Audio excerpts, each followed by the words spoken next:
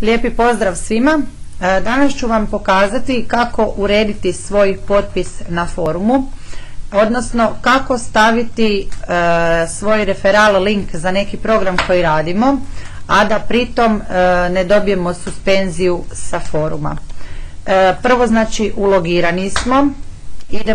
Pokazat ću na primjeru MMG foruma. On je nekako najveći, ima najviše korisnika, najviše čitalaca. Kliknemo na My Controls. U ovom slučaju My Controls negdje vam može pisati My Profile ili nešto slično, ali u svima vam je jednako da idete, znači, na Edit Signature. Kliknemo na to.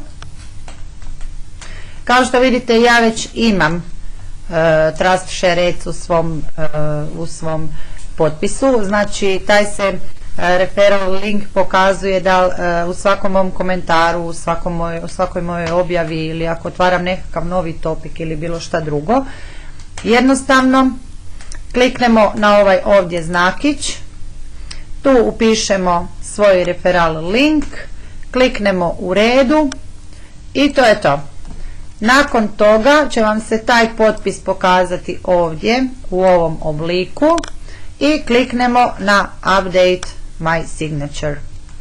Znači, zaista nije ništa komplicirano, a svima vam može pomoći da dobijete referala, jer ako na primjer stavljate svoj dokaz isplate, evo na primjer da nađem jedan svoj za Trust Share Ads, evo ga, neka bude ovaj zadnji što sam stavila.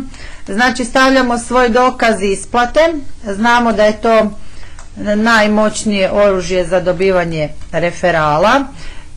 Forum ne dozvoljava da ovdje stavimo svoj referral link, ali vješto možemo napraviti tako da će se on pojaviti na dnu. I znači, taj koji je zainteresiran vidi moj dokaz isplate, klikne na moj referral link i posao je obavljen.